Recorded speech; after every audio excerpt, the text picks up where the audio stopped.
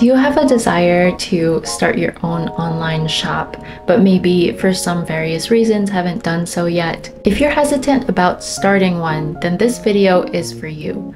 I've compiled a short list of tips from some online shop owners that I know over social media. Of course, this video can also apply to those of you who already have an online shop, and it might just serve as great reminders for you. After compiling this list of tips that I got, I felt really encouraged as well, and it serves as a great reminder for me because I definitely have been slacking off in some respects. So the purpose of this video is to encourage all of you, if you have not started your own shop yet, to take a step in that right direction to opening one. And if you are already a shop owner, it's just a great reminder for those of you to continue following best practices and not give up. All right, let's get started. I'm gonna be looking at my screen here because I have the tips on there, but number one, from J-Chan Designer, use e-commerce shipping solutions like ChitChat or Stallion Express if you are in Canada to lower shipping costs. So as some of you might know, if you already have an online shop, shipping can be a little tricky and can be especially complicated if you are shipping things internationally. I'm located in the United States and shipping domestically is not a problem. I usually ship using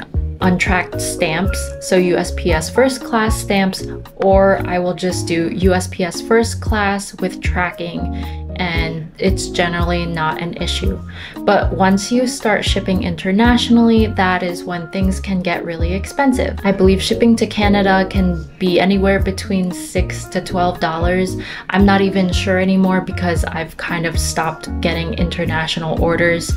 And shipping to Europe can be, I think, between $12 to $15 if it hasn't increased in cost already. And then shipping to Asia and beyond, holy moly, holy cow, it is like $17 to $21, I believe, to ship something. Obviously, it would depend on the weight and how big of an item you are shipping.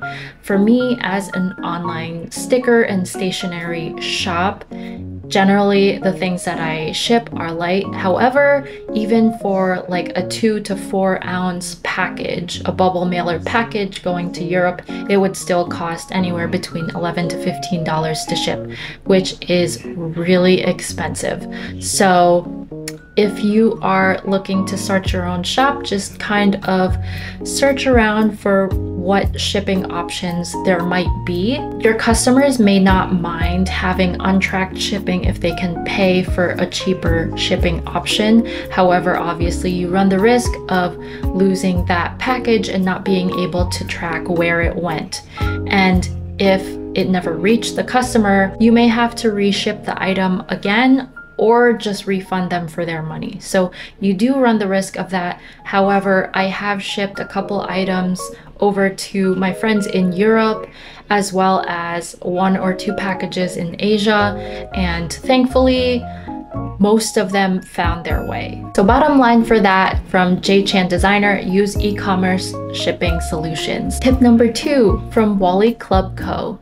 She says, you need to post about your products so people know they exist. Don't be afraid to post. So this one I am super guilty about because I don't promote my products enough on social media. This is something that I think some of us might have shame towards. Promoting ourselves constantly and our products might feel like shoving things down people's throats.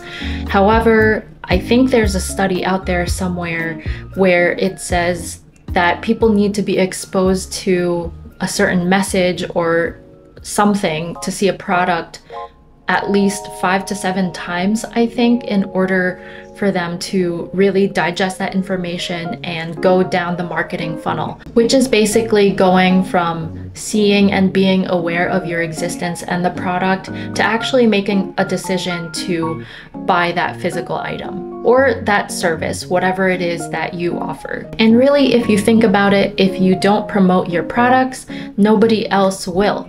So how will anyone know what you have to offer and that you have a shop out there and you are ready to ship these items to people if they are not aware of your products. There was one time when I was surfing Instagram and just compiling a list of shop owners and people that I admire on social media in general, and trying to take a look at their social media accounts to see if I could find a recurring trend or a theme throughout all of these shop owners.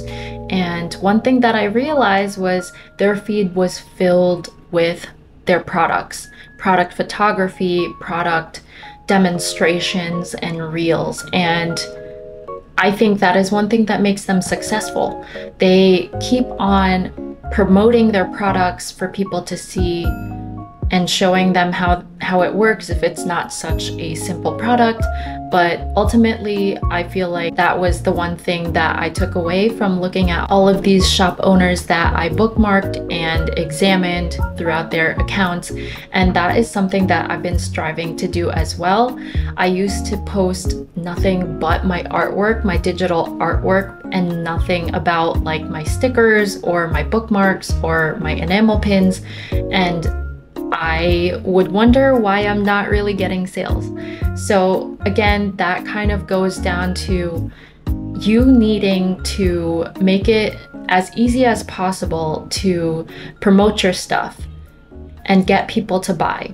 People aren't going to look at your art, most cases anyway. People aren't going to look at your digital art that you post on social media and wonder if you have a shop and snoop around in your link in bio and whatever. You need to tell them that you have these products, that they exist, and that they can go to your link in bio and they can expect to find an actual shop link URL of some sort. In today's day and age where people are exposed to so many different influential factors and different shops and influencers and accounts trying to show their content to people, it can be really hard to get their attention. So you need to make it really easy for them and just show them your products outright. Don't just tell them that you have stuff in a shop, but they have to find it on their own.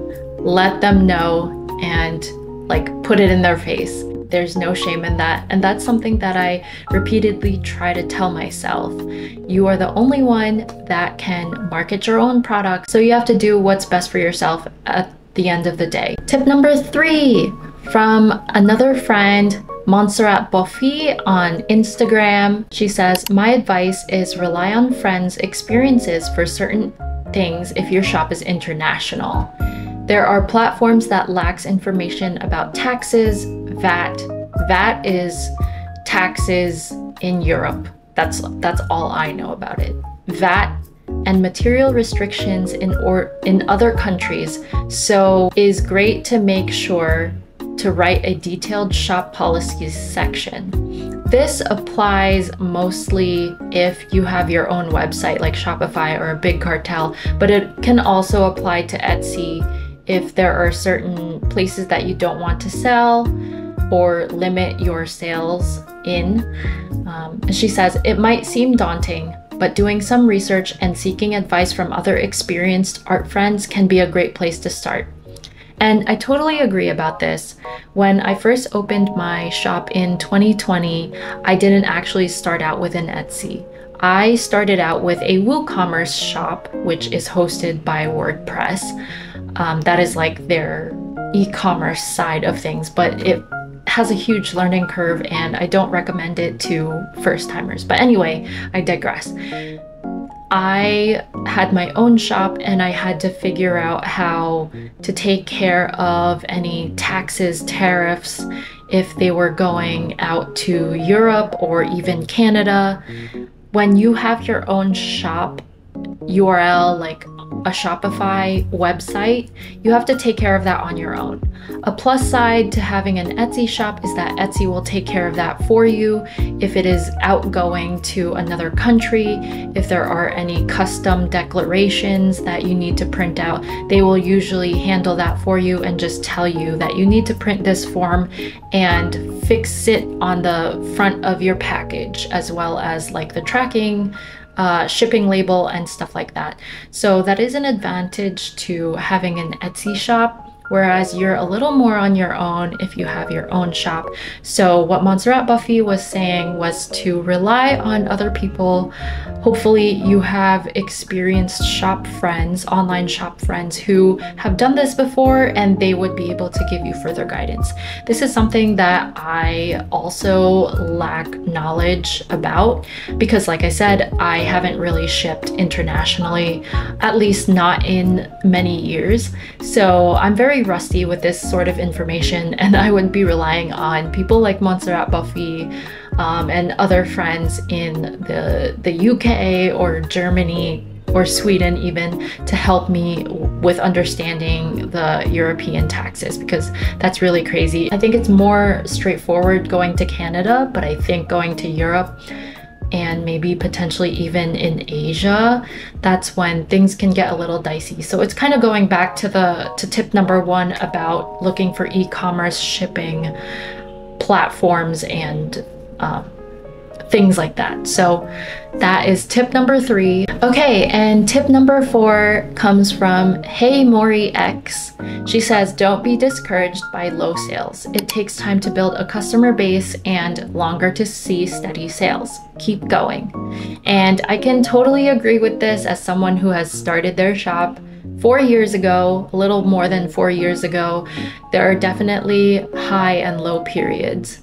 And for my shop, I want to say that most of the time I don't get a lot of shop sales. And by a lot, I mean I get maybe 1 to 3 sales a month. Usually my high point is during Christmas time, and I have seen sales where I would actually get 3 to 4 sales a week.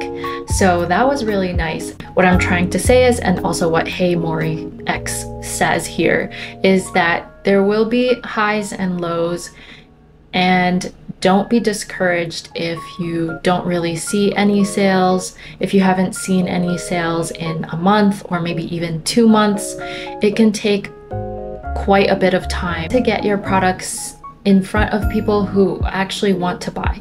Especially if you're on Etsy, it can take a while for the product listings to actually circulate through the algorithm, through their network. And even more so when you have your own website. You have to do the marketing yourself.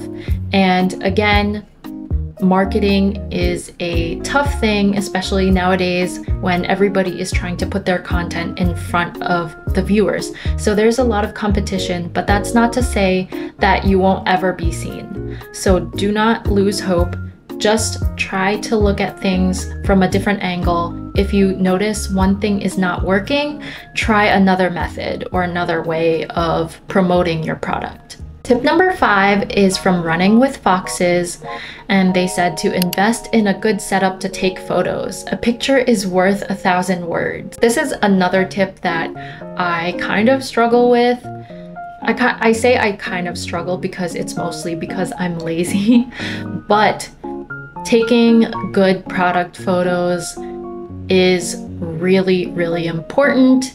You want to make sure that you have good lighting. For me, I really love natural light. So if I can take photos with natural light instead of the artificial white light, that's even better for me. And since I got a bamboo wooden desk, I've been using that because I really like the wood grain texture. I like the natural look as the backdrop for my greeting cards or my stickers or whatever it is that I'm taking pictures of.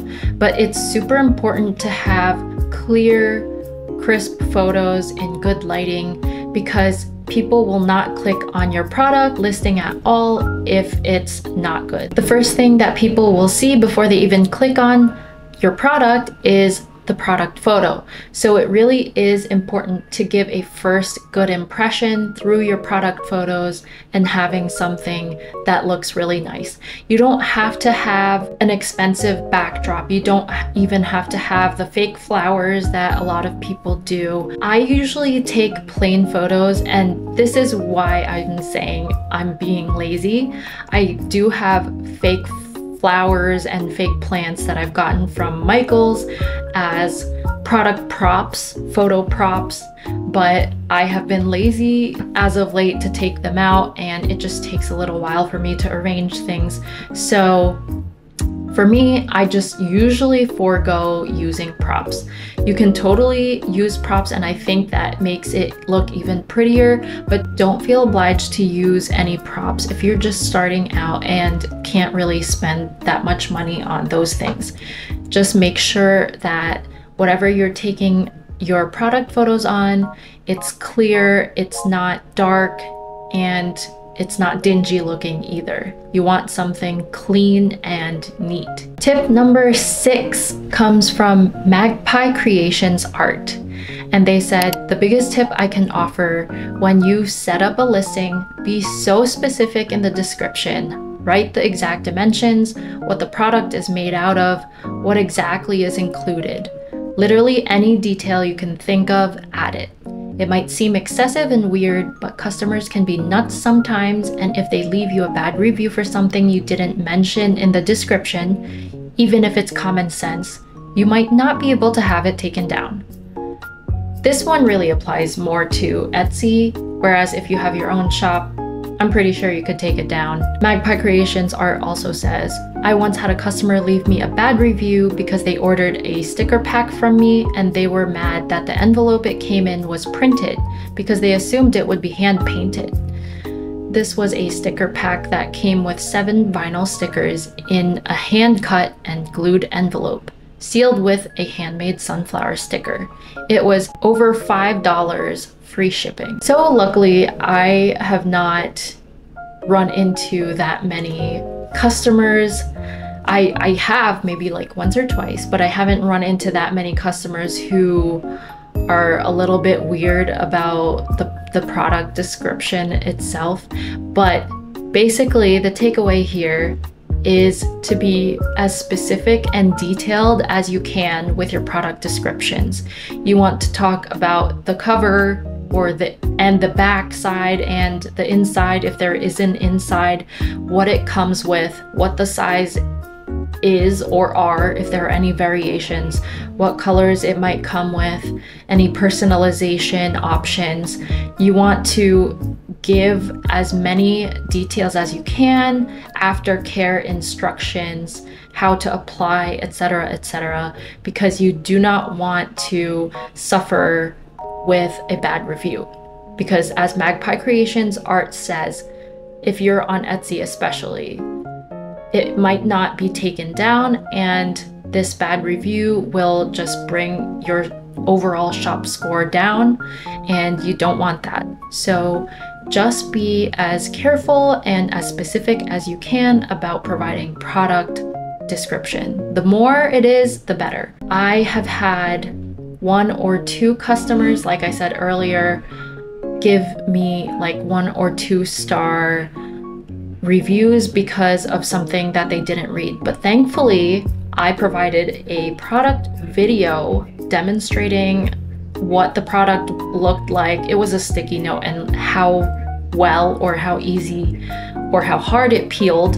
And I also put it in the description. So after they left that review, I was able to give a response. I replied, and therefore other people were also able to see it, that basically it wasn't my fault and that they didn't read the description clearly. So I think after that, it eventually got removed by Etsy. So I don't have those reviews in my shop anymore, I think.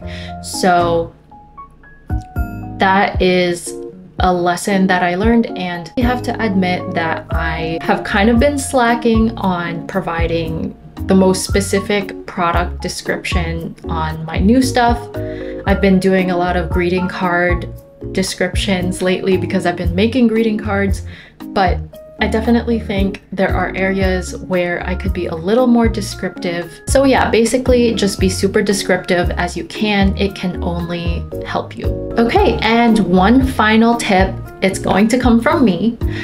One final tip that I would give to you guys if you haven't started yet is to just dive in and get your shop started. It can be really easy to research and read and watch a bunch of YouTube videos and tutorials on how to make the perfect product listing or take the perfect product photo and research taxes and shipping all day.